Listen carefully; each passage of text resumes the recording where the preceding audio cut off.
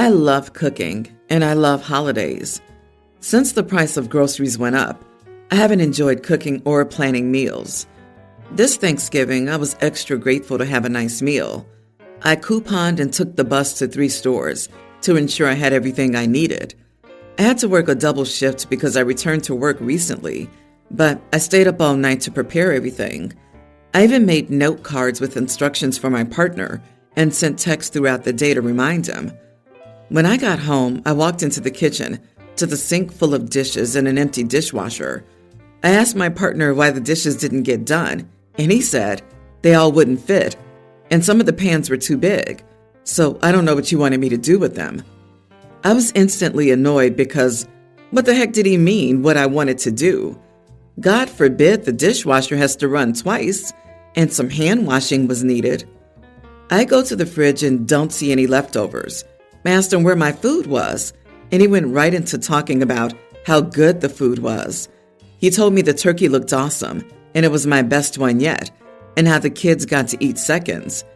He invited 3 of his friends who didn't have anywhere to go, and they took the leftovers off his hands.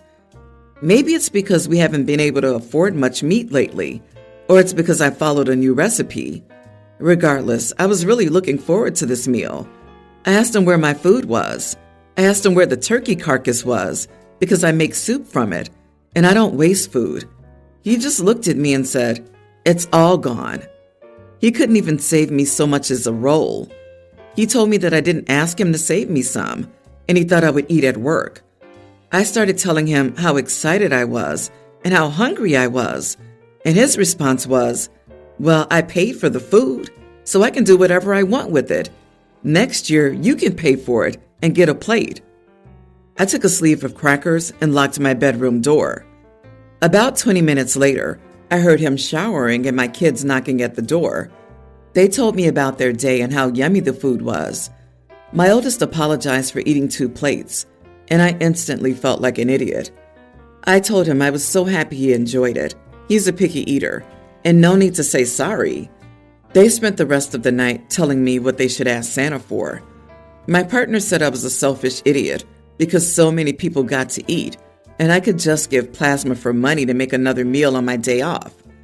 Am I the idiot? Edit. I just returned to work 2 days before Thanksgiving. I take the bus or walk until I have gas money.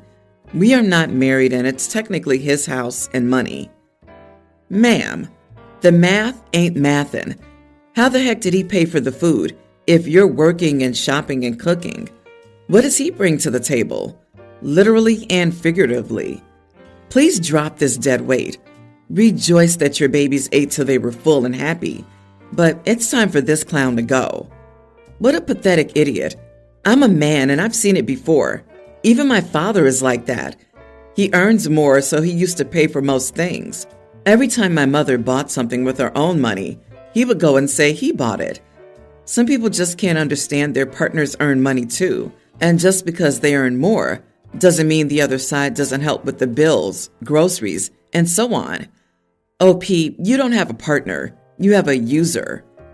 Honestly, holding that it's his money over her head to go give plasma, which isn't easy by the way, I used to do it, for another meal? My blood is boiling over that sentence. OMG, girl, I would absolutely lose it.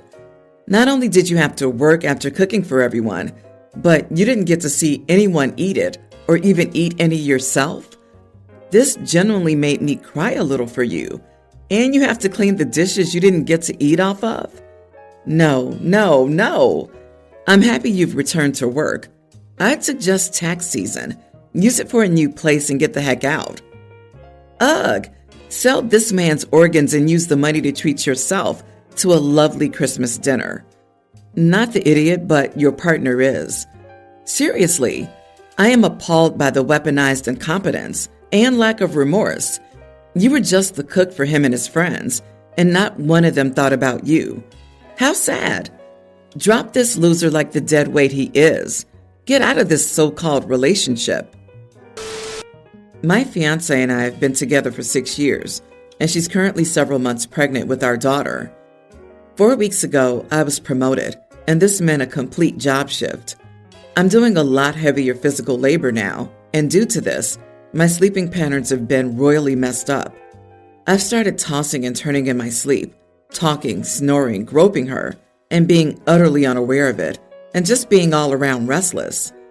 I understand this is a me issue, and I need to find a way to correct it, but I haven't found alternatives so far. Sleeping pills helps with the snoring and groping, but I still flail around apparently. They leave me groggy the next day, leading to an unsafe work environment. So I tend not to take them unless I don't work the next day. Well, several times I've woken up to my fiance sleeping on the couch and her being over the top angry at me because she's sick of me causing her sleepless nights. I've slept on the couch a few times to try to give her space, but I can't do that too often because the couch is extremely hard on the back and it leaves me in physical pain. Mix that with the manual labor I work and it sucks. Well, last night I apparently kept elbowing her in my sleep. We have a king-sized bed, but I guess I kept rolling over to her side and elbowing her in the process. I did wake up once to her physically pushing me, so I moved back to my side but fell back into a deep sleep almost immediately following. That is until I woke up to her screaming in my face, saying, "Stop elbowing me in my face," and calling me an idiot. Her screaming in my face immediately triggered something in me, and I told her to get the heck out. As soon as she left, I felt terrible. I assumed she was just out in a car, and while I sat and waited for her to return, I fell asleep. I woke up to my alarm at 6:30 a.m. and found her still gone. I texted her and got no response. I spent the entire day at work texting and calling and she ignored me. Well, in a panic, I started blowing up her phone 30 minutes ago, calling right back to back and texting her, asking her to please meet me back at this house so we could talk about this. She just texted back and said, "Not a darn chance, actually. Go screw yourself." My buddy said that she's overreacting because she's pregnant, but I can't help but feel guilty. Am I the idiot? Edit, I did apologize. She said it wasn't good enough because her reaction was more justified than mine was. Apparently, I elbowed her in the face 5 times over a 2-hour span and pushed her off the bed twice, and she was done with it because she woke me up several times. I don't recall, and I just kept doing it. 2 separate beds aren't an option currently due to lack of space, but she said she won't be coming back anytime soon, if ever, because she's been sleeping at most 2 hours a night due to my issues, and she's tired of dealing with it. Dude, you are the idiot. You need to do more to resolve your sleep issues, like yesterday. She needs sleep just as much as you do, and this obviously can't continue. Get a good quality air mattress or invest in a sofa sleeper, or set up a bed in another room or in the basement if you have the room. This isn't a completely unsolvable problem. OP's edit, 2 separate beds isn't an option currently. Yes, it is. That's why she's not coming back. She found another bed. Figure it out, OP. This is ridiculous, and you're putting the health of your unborn child at risk. Seriously, what the heck? He's literally just like, I'm actively ruining every single possible night of sleep for my pregnant wife. How dare she actually leave when I scream in her face to leave, even though, again, I am the problem. I'm not trying to fix it at all. Remove the uncomfortable couch and replace it with the one that is comfortable to sleep on, temporarily, if space is the issue. But no, instead, let's assault the pregnant woman in our sleep and then kick her out? Dude, you messed up. Your back hurts on the couch? Buy an air mattress or find an alternative. You didn't go see where she was when you made her leave. You pretend nothing is your fault. You're both crazy with poor sleep, and the baby isn't even here yet. Good luck. I wouldn't return to you. You could bet your last dime on that. I admit, my kid can be a jerk sometimes, but I truly believe all middle schoolers can be. Earlier this year, he got into trouble for calling a girl, Sam, an idiot. According to the school, Sam and my son, this went on for about 2 weeks, and he got into major trouble for it. He got in trouble at school for a week with after-school detention, and he got grounded at home and had a long conversation. I also thought that if she wanted, I would be fine with him moving classes. So he moved classes, and they don't interact at all. You would think the problem was solved, but no. I kept getting messages from the mother. My son has class for 8 hours in another room, and the school has told me both kids are not interacting. I have confirmed this with both teachers. They aren't even in the same lunch period. It's his birthday this weekend, and I sent out invites to his friends. I got a call this morning from Sam's mom about why her daughter wasn't invited. Sam should be invited, and I need to make this right. I had enough and told her my son doesn't owe her kid anything, and if she can't handle 2 weeks of being called an idiot, then she needs therapy. She called me a jerk, and I need an outside opinion. I know my son messed up, but seriously, they haven't interacted in a few months since this happened at the beginning of the year. Sam just truly seems shy, and I don't think she has many friends. I seriously don't understand why the mother keeps contacting me. LOL, what? Not the idiot. That woman is off her rocker if she thinks she can demand an invite for her kid. If your son has been an issue for her daughter, why would she want her daughter to attend the party? This makes zero sense. If her daughter were to have anyone slight her at this party, and imagine slight, your son would be blamed. No, this is simply ridiculous. I get it. Does your son seem to have a large group of friends and is popular? She probably thinks that since your son bullied her daughter, your son now has a responsibility to include her and help her make friends, which is stupid. He apologized, and they've been separated. You and your son don't owe her daughter anything more than that. Plus, forcing her into an established friend group at that age won't help. My guess, Mom was more bothered than Sam. Sam actually likes OP's son. He was the only person who paid attention to her. She's mad at Mom for blowing things up and is now sad that she isn't going to the party because that's the only thing that makes sense here. OP, you should stop replying to this woman. Nothing good comes from it. Just block her and be done with it. My brother's getting married soon, and his fiancée chose a very revealing wedding dress. It's low cut with a thigh-high slit and a sheer back. I'm all for people wearing what they want, but our family is quite conservative and opinionated, and I know this dress will cause a lot of drama, especially with our grandparents, talking people walking out of the wedding kind of drama. At a family dinner, I pulled her aside. I gently suggested she might want to reconsider her choice, explaining the likely reaction from our older relatives. I clarified that I absolutely respected it's her choice and her special day, but wanted to at least warn her of what could happen. She got very upset and said it was her wedding and she'll wear whatever she wanted. My brother's now mad at me, accusing me of trying to control their wedding. Some of my family members think I was just looking out for her, while others say I overstepped.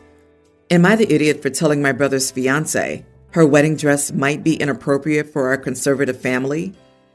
Why is your first inclination to tell her to find a different dress instead of telling her you have her back in case anything comes up? Better yet, just not tell her anything, because that's a surefire way to make her feel super insecure about her body during the wedding. You are the idiot. It seems like the only drama is that you created a problem where there wasn't one. Yeah, no one asked your opinion. You could have asked her if she wanted feedback on her dress or your relatives. You could have spoken to your brother about it if there was some reason to believe that he was unaware of your family.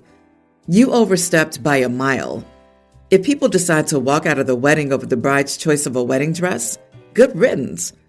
Realistically, OP should have gone to the conservatives and said that this wedding is not about them and they can get over themselves or not come.